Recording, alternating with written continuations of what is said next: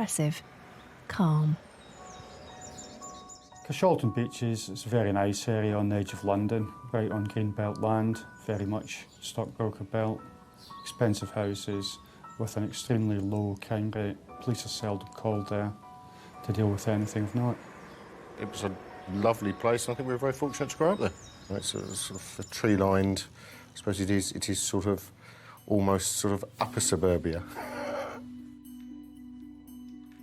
The Cosgrove family lived in the heart of the area. It was a very happy, large family home. I mean, there was 4 children, grew up in that house. It was a nice neighbourhood. John was one of 4 children. He has a brother, Matthew, one sister called Carolyn, and another sister, who for the purposes of this film, we'll call Sally. I think probably there was a quite a close bond between the 4 of us.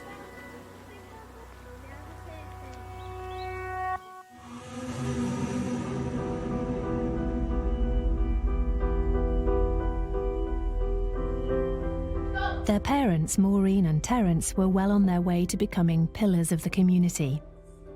They lived in that area for 30 years and she knew most people up and down the road and in the local area. Both were heavily involved with charities and worked at schools in Carshalton. Terence was treasurer at a girls' prep school, where Maureen helped out voluntarily with the finances, and she was an assistant teacher at a separate Catholic girls' school. As a mother, she was very supportive. She'd always be there. If you had a problem, you knew you could go to Mum.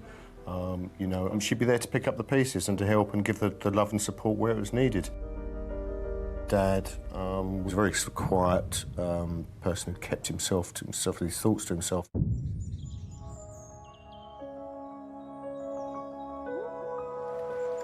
In the 90s, with their children grown up, Maureen and Terence were getting used to life on their own.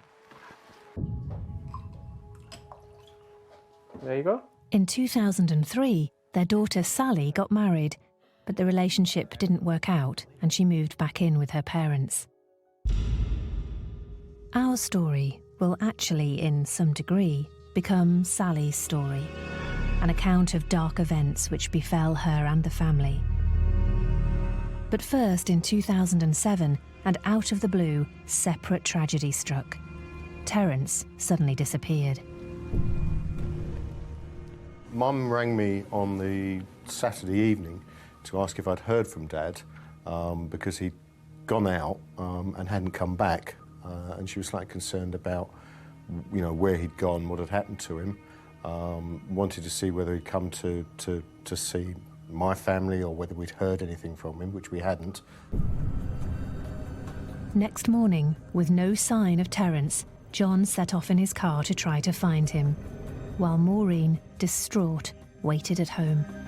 I told her that he'd probably, you know, just gone off for a drive to clear his head, not to worry, and I'm sure he'd be back fairly soon. But Terence would not be coming home. You know, I think we just missed the warning signs that he was feeling very low. We just put him down to him being a bit miserable for a couple of months. Later that day, Terence was found hanging from a tree in a park at Arundel in West Sussex. Sadly, whether we missed the warning signs or not, he took his own life. He hung himself. And we'll never really know exactly why. To the family, I mean, obviously, it was an incredibly difficult time. What it did really do is it made us it brought us together, or certainly the rest of the siblings, in kind of just looking after Mum. The family had no way of knowing, but still darker tragedy lay ahead.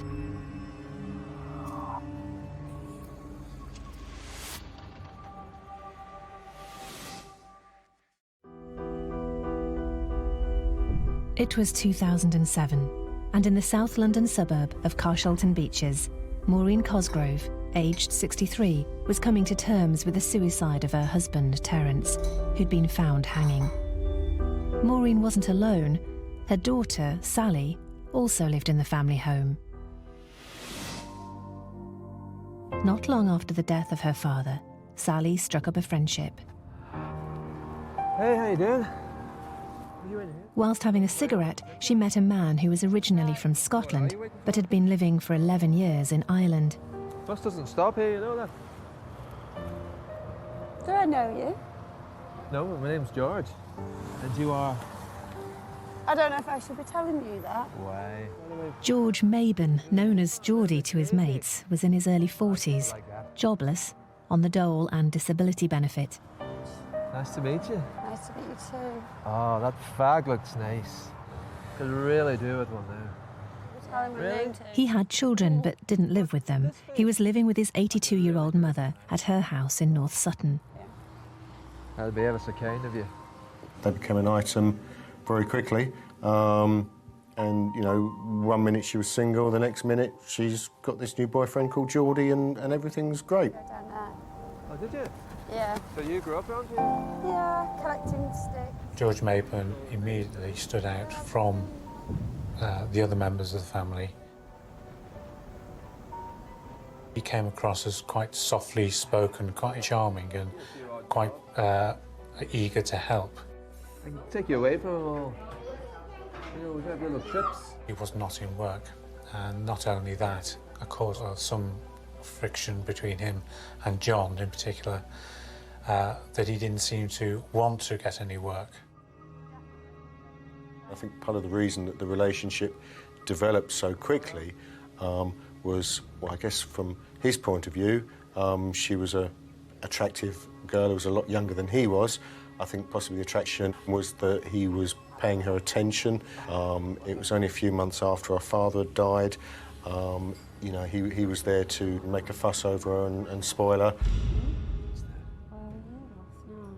You know, he obviously cared passionately about her, and I think we all saw it as possibly, you know, a good thing in her life. It's not. Oh, look. He was automatically included within the family unit and given the same sort of care as two sons and two daughters. But within months, George was getting itchy feet. He longed to take Sally to live in Ireland.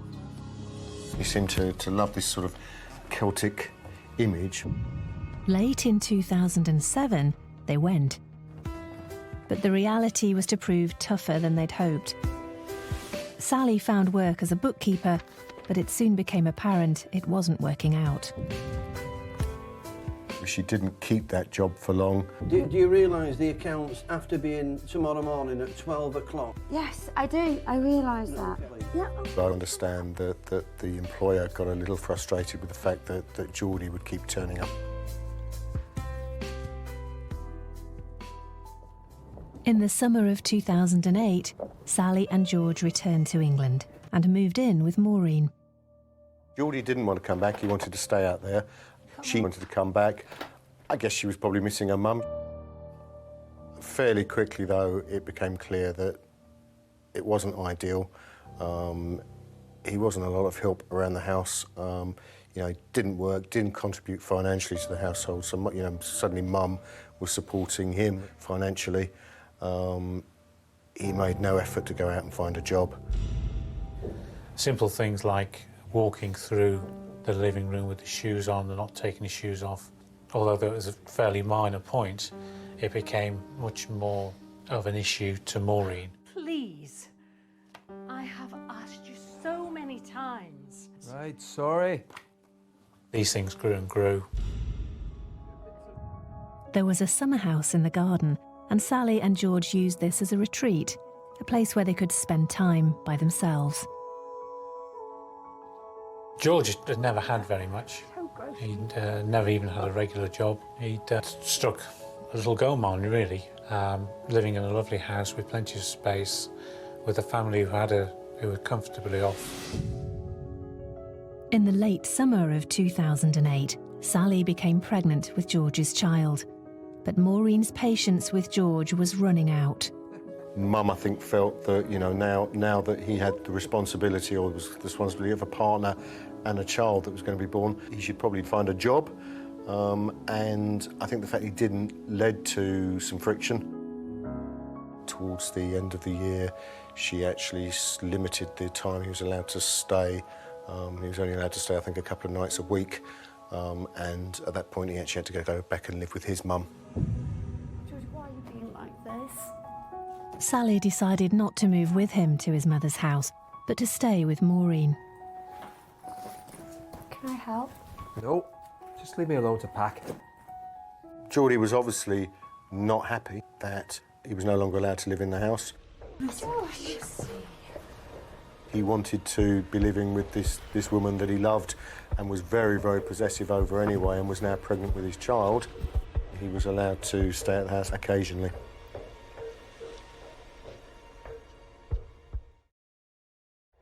Yeah. Maureen suggested a holiday, taking Sally and her sister. She didn't invite George, who'd created a scene on an earlier trip to Spain with the family. Well, you know what happened last time. There'd been an altercation over an attentive waiter. George got quite jealous and quite angry. Excuse me, guys. Maybe some more tapas for you guys. Is everything all right with your food so far? Yeah? Wow. So, que guapa. Absolutely gorgeous. Hey, get your hands down. Calm down, it's a nice compliment. Just get in the kitchen. Sorry about that, yeah? Yeah? Excuse me, guys. Excuse me. I think he took that badly. Not that he wasn't going on holiday, I think, but the fact that she would be out of his line of sight. In the end, that holiday never happened. Events intervened, and nothing would be the same again.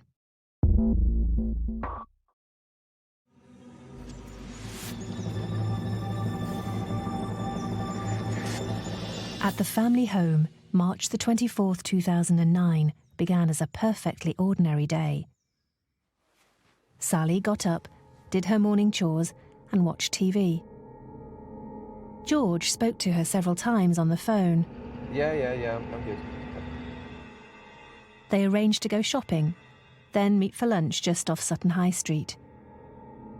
Maureen had gone out to visit the dentist, then donate some clothes to a charity shop before heading home. But as the day wore on and Sally prepared to meet George, she tried repeatedly to call her mother but received no reply. Later that day, at the offices in North Kensington in London where he worked, John Cosgrove received a phone call from his brother. And he said, "You've got to get home." And I kind of said, "Well, why? What's the matter?" And he said, "Oh, it's Mum. I think she's dead."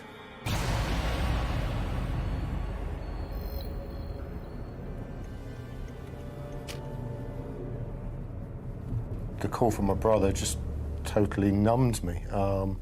It was almost like, it was disbelief, and I think because there was so much uncertainty around, at that point, what had happened, it was just, it was, Mum's passed away, why, how, what on earth is going on? All sorts of things were racing through my mind. My initial thought was that, she'd had some kind of, heart attack or had a fall. He arrived to find part of the street sealed off. And I thought, this hasn't happened as a result of some sort of illness or a fall or something. There wouldn't be this level of police attendance. You see that tape, you immediately think crime scene, don't you? John? I'm really sorry about your ma. I'm so sorry. It emerged George had met Sally for a drink. They'd done some shopping, then headed to Maureen's house. The accounts of George and Sally as to what happened next vary in detail. This is George's version. Fancy a brew? Coffee for me, I think, yeah. Get in here. Maureen? Maureen? Mum?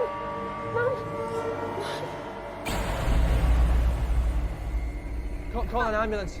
Call an ambulance. I'll speak to it. Go on. Maureen, come on, Maureen. It's my mother.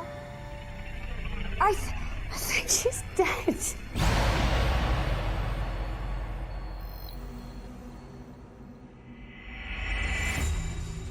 Paramedics arrived and confirmed Maureen was dead. They called the police. I'm just going to phone the police, okay? Subconsciously, I knew that it probably wasn't death by natural causes or fall, so I was kind of starting to think some sort of confrontational situation at that point. She's just lying here on the kitchen floor. It's my mum. Okay. As soon as the police arrived, it became quickly apparent that Maureen had in fact been murdered. There was clear signs of strangulation. If they'd said, you know, she'd been pushed over and, you know, cracked her head on the floor or something, you might think, well, that could have happened if there was a bit of a confrontation. But, you know, you suddenly think that your average intruder is just going to want to push her out of the way and get out of the property rather than stay there and strangle her to death, which just really made it even more kind of mysterious and difficult to comprehend at that point. The cause of death was confirmed as strangulation in a post-mortem the following day at St Helier Hospital.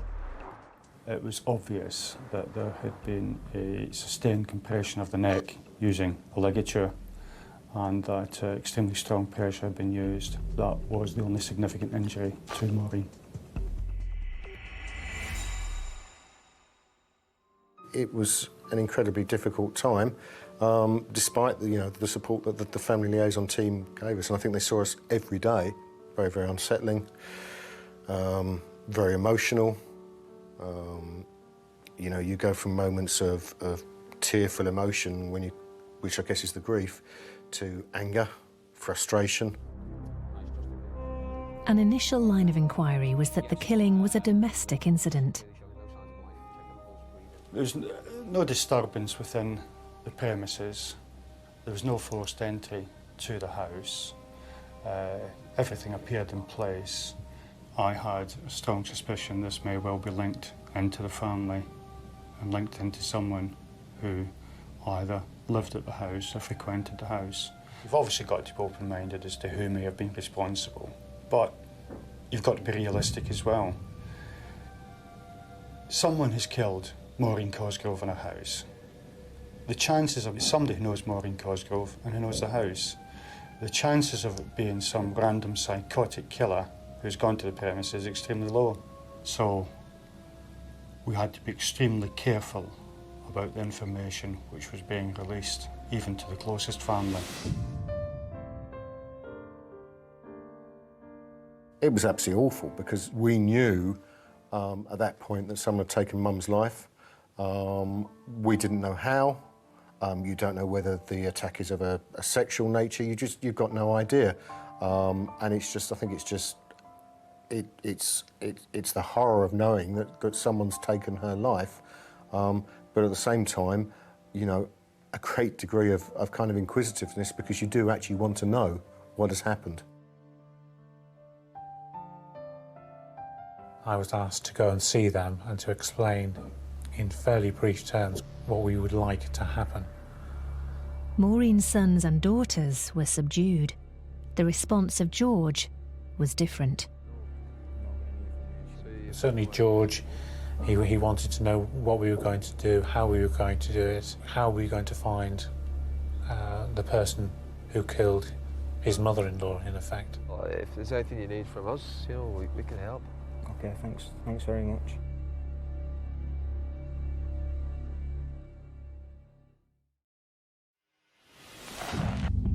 Police did reveal to the family certain details about the attack itself. It was absolutely awful. I mean, I think, you know, in comparison that Dad had died by hanging, and then to know that Mum had basically died, you know, in a similar way, but not of our own wish. No, it's just horrible. But at the same time, they were able to confirm that, you know, the attack wasn't of a sexual nature, and that actually was a relief. The only thing I could think of was that Mum had disturbed an intruder. George, too, speculated there'd been a burglary. He told police several doors, in addition to the patio door, had been left open, which was out of character for Maureen, who was security conscious. One line of inquiry we did have was that this may have been a burglary. George asked Sally whether Maureen's handbag was missing. We found Maureen's coat next to her, and one would expect to have found the handbag next to the coat. It was clearly missing. We worked with both Surrey Police and the local police divisions to identify patterns of burglary offending in the local geographical area. There was nothing at all that matched the circumstances that I was dealing with. A thorough forensic search of the actual house took place, and at the same time we were looking for the missing handbag. We then started to conduct more thorough searches of gardens, and in an adjoining garden we found Maureen's handbag, which had been abandoned. The bag appeared to have been thrown across the fence near the summer house. The contents were examined, and we were surprised to find there was absolutely nothing missing from the handbag. Credit cards, driving licence, substantial amount of cash were all within the handbag and purse. That made burglary seem less likely as an option. The family liaison officers were asking whether we could think of anybody who might have a grudge against the family, whether there might be sort of, I suppose, any hidden dark secrets in the family that, you know, someone might want to attack Mum. But then the family got a shock. Police suspicions were falling close to home. I'd ask you both to accompany me to the station, please.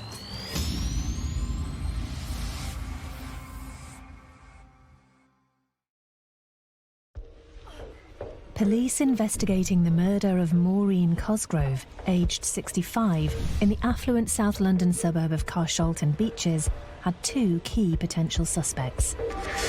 One was George Maben, partner of Maureen's daughter, Sally. The other, to the family's alarm, was Sally herself. She and George had found the body. One of the family liaison team rang and said, we are taking them both back into the police station for questioning. So when they were, I think what they call like key witnesses, because they found the body. But immediately I was kind of, you know, why? What have they done?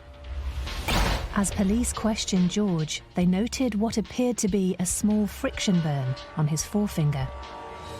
As a result of the post-mortem and the confirmation a ligature had been used, I had to consider, could that friction burn have been caused during the application for ligature? It's nothing, just a wee cut. I was moving a washing machine at my mother's to sort of wedge it out. I just cut my finger, you know, that's all.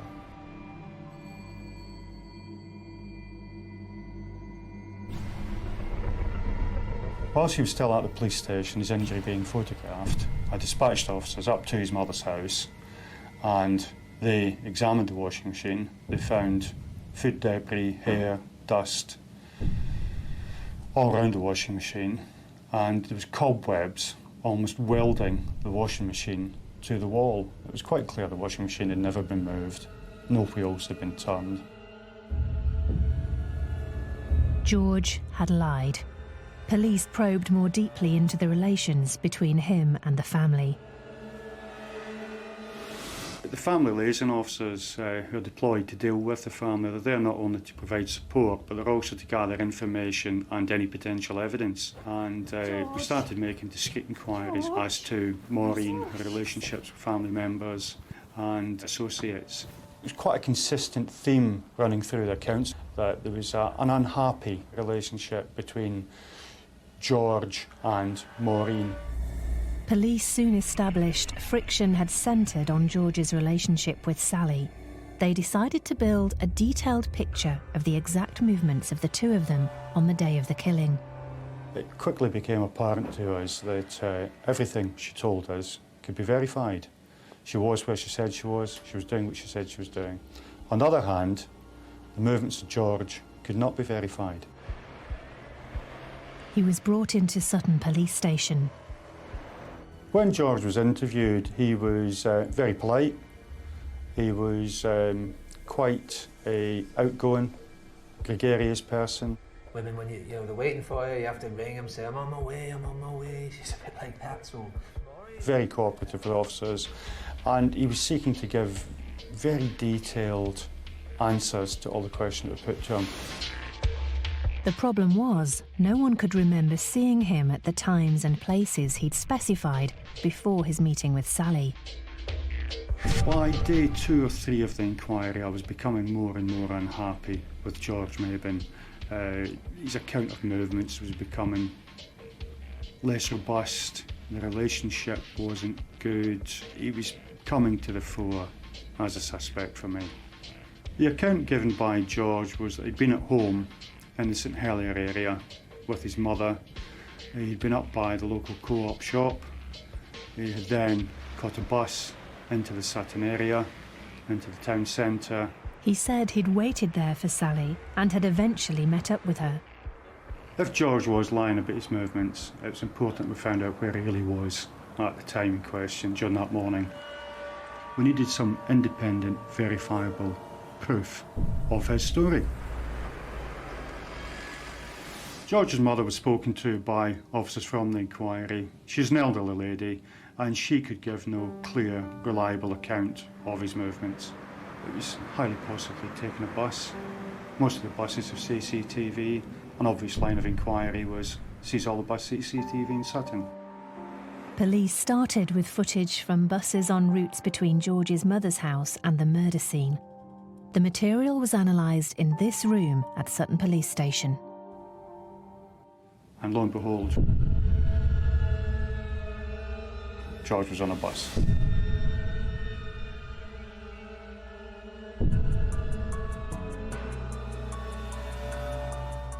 This is George getting onto the S4 bus. This route for the bus takes him up to the area where the actual offence took place. He was on the bus travelling towards Carshalton Beeches, somewhere where he said he hadn't been that day. You can see clearly he has no gloves on and blue jeans with white training shoes, and he's got a distinctive hat, a brown coat. It was a nice warm day, and curiously, he was very much overdressed for the weather. He was wearing a hat, a heavy coat, and during the course of the bus journey, he started to put on a very heavy pair of gloves. His hands become visible and there's quite clearly some dark or black gloves that he's now put on while he's been sitting on the back of the bus. Now, there's obviously a reason for that. It hadn't suddenly get cold on the bus. He didn't need to warm his hands up. Very interesting why he was wearing gloves. In my mind, I had the friction burn on George's finger and the question of the heavy gloves. We made inquiries and established from the pathologist that it was quite feasible that a friction burn could be caused using a ligature whilst wearing heavy gloves.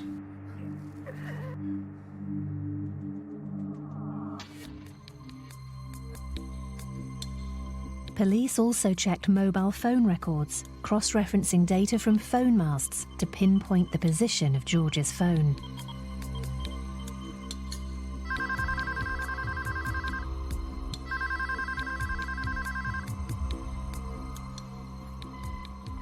Hey, George. Hiya. How you doing? They tracked his phone from his home area all the way to Carshalton Beeches. On the way, he made several calls to Sally, pretending he was at home, when actually he was very close to the murder scene. And one of them was extremely sinister in that he'd called up to actually check that she'd left the house and that she was on her way to him in Sutton. Have you left yet? Have you left the house? To me, that was him checking to make sure the coast was clear. George's journey took him to a bus stop near Maureen's house. This is the time about 9:53 where George crosses in front of the bus camera and walks off towards Maureen's house. This is a time when at first he said that he was still at his mother's address. You can see it's a very quiet street. He's the only one in there. As he disappears out of view, you just see him change direction and cross over to the side of the road where Maureen's house is. Just there. He begins to cross over and then out of sight. Analysts found evidence of one phone call which was particularly telling. It seemed George had slipped through a side gate and received a call at the bottom of the garden. All right. Right.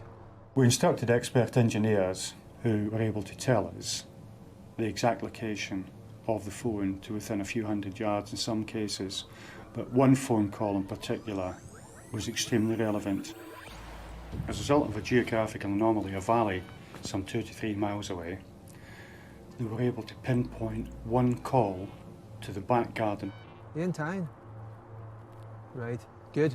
And it was located in a space only 3 or 4 foot wide, directly behind the summer house.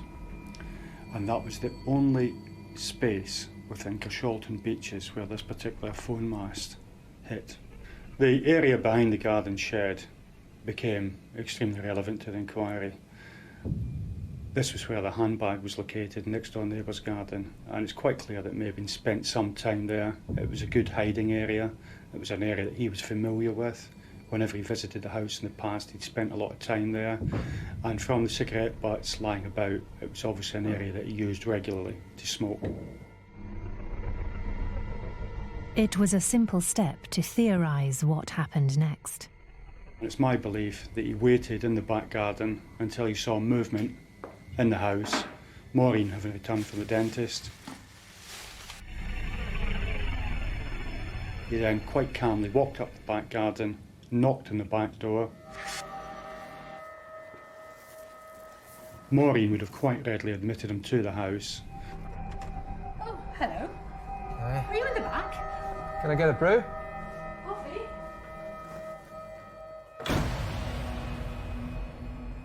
And once he was in the kitchen, he attacked her and killed her.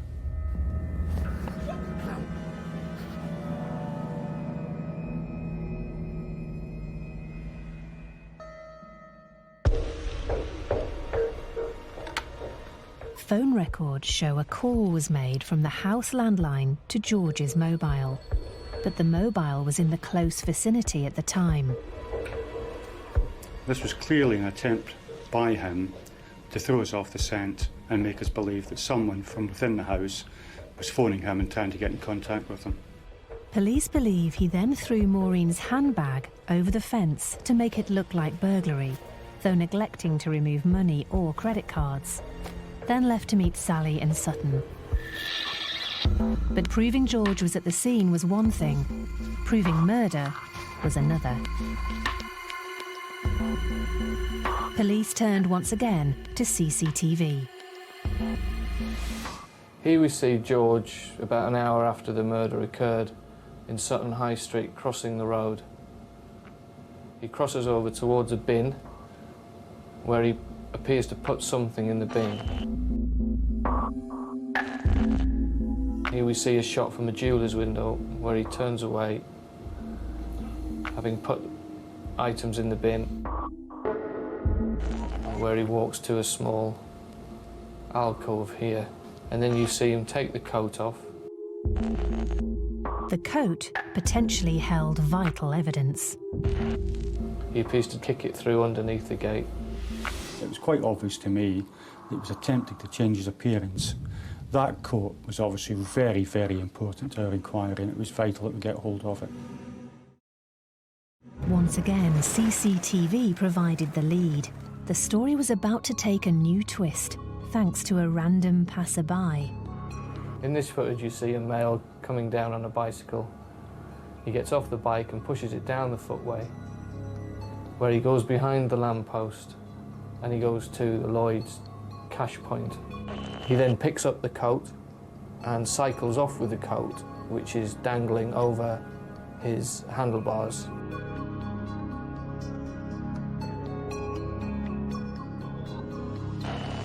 The bank identified the man who'd taken money from the cash point. Officers were dispatched immediately to his home address. There they spoke to him, asked him about the coat, and he was able to produce the coat untouched, unworn, still as it was, from when he picked it up a few days earlier. Once we had actually got the coat back, it was it wasn't a eureka moment in that it really was a significant part of the evidence. The coat was submitted to the forensic laboratory for examination, both for DNA and for fibres. The DNA was able to prove that George was the habitual wearer of that coat, and the fibres contained upon the coat showed a huge number of red fibres. These red fibres were mainly contained to the arms and the chest area, and these fibres importantly matched the top that was worn by Maureen at the time of her death. Black fibres, similar to those from the coat, were found on Maureen's top. George's account of finding the body, which in this respect did not match Sally's, attempted to explain the fibres by saying he held her as she lay dead. I was keen to recover the gloves worn by George. These have never been found by police.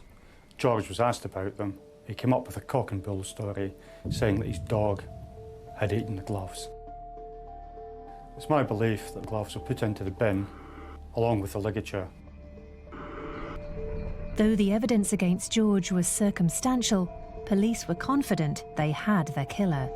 But there was one lingering possibility they had to resolve. What I was less certain of was whether he was the only person involved in it or whether he'd an accomplice. And I needed some concrete evidence to prove that one way or another.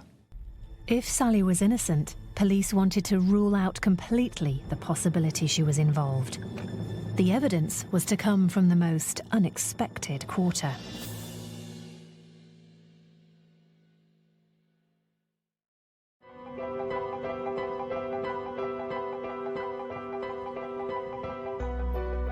Police believed they'd identified the killer of 65-year-old Maureen Cosgrove at her home in Carshalton Beeches in South London. They had a strong circumstantial case against George Maben, the partner of her daughter Sally, who was carrying his child. They wanted to confirm beyond all doubt that George had acted alone and that Sally was not involved. Their methods were covert. Police will not even discuss them on camera, and produced results beyond an investigator's dreams. Their ploy began with a crucial piece of information they'd never revealed to anyone: the recovery of Maureen's handbag from behind a neighbour's fence. After the murder, they'd seized Sally's Ford Focus car for forensic examination. Now they handed it back, and just before they did so, in the hope of triggering a telling reaction, they told Sally the handbag had been found and contained evidence which could identify the killer.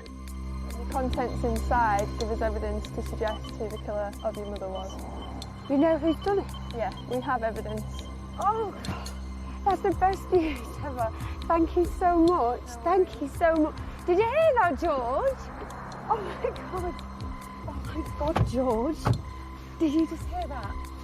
Aye. I think they know who's done it. I can't believe it. Oh, that's amazing news. That's amazing.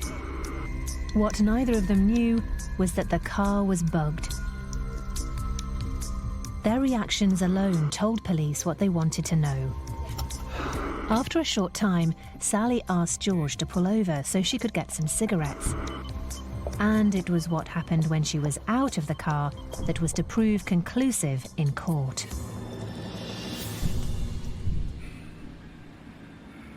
God forgive me for what I've done. I just couldn't take it anymore. Every single day she was breaking me down. God. Oh, forgive me. Please, God. I'm sorry. Okay, babe. You all right? Okay? You okay? Yeah, I'm just a bit shocked, you know. I know. Me too. Police confronted George with the recording. God forgive me for what I've done. Shit. I just couldn't take it anymore. George was charged with murder. Police were satisfied Sally was innocent. Her brother John was asked to collect her from the police station. She was just in floods of tears. They took me into an interview room to see her, and she was just floods of tears, saying, you know, it was all wrong. They'd got it all wrong. It couldn't be him. You know, can't I do anything about it? Can I tell them, you know, and it's stupid, and what are they doing? It's all wrong. They've got it all wrong. Can't you tell them something? Can't you tell them they've got it all wrong? just felt so sorry for her at that point because, you know, the person that had been charged was her partner and the father of the baby she was carrying. And, you know, despite the fact that she was convinced he hadn't done it and that they got it all wrong, deep down you know that the chances are that he probably has. From my point of view, as much as it was horrible to think that, you know, someone that had been welcomed into the family and to a large extent treated as a member of the family could do that, but at the same time there was a kind of relief that we were starting to get an answer. George refused to let Sally go and kept sending her love letters from prison whilst he was awaiting trial. He was constantly telling her, you know, he loved her, all the reasons why it wasn't him, and that basically the police just needed to make up their, you know, the numbers they needed to be seen to get a quick result. In October 2009, George's trial opened at the Old Bailey. In court, in the presence of the judge and jury, George came across as very meek, very mild, very polite. There was a different side to him when the jury was out of court and the judge was out of hearing. He was cocky, rude and arrogant. George attempted to explain his confession by saying his mother had been wearing him down in arguments over his dog and he wanted forgiveness for stealing £50 from her purse. He claimed that he had no money on him at all. We were able to prove that that was a lie. Not only did he have money on him, but he also had a receipt from a bank ATM where he'd taken £40 out on the morning of the murder. George was found guilty, but his sentence proved controversial. Judge Roberts jailed him for a minimum of 13 years, 2 years less than the normal tariff for premeditated murder, and 7 years less than the police were expecting, on the grounds the crime was out of character and George had been under enormous pressure and could see no other way to be with the woman he loved. The judge said that this was illustrated by the prayer for forgiveness recorded by police. No sentence would have been enough, but 13 just wasn't enough for what he'd done. You know, what he'd done to my mum and what it had done to our family.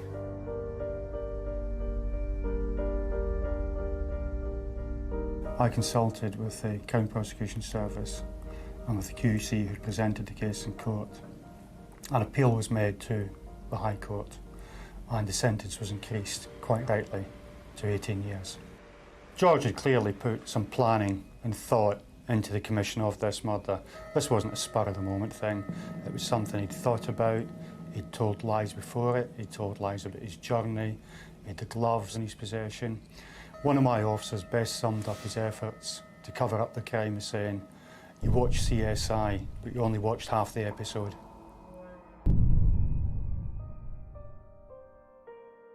Sally and the other members of Maureen's family are now rebuilding their lives, trying to move on from tragedy.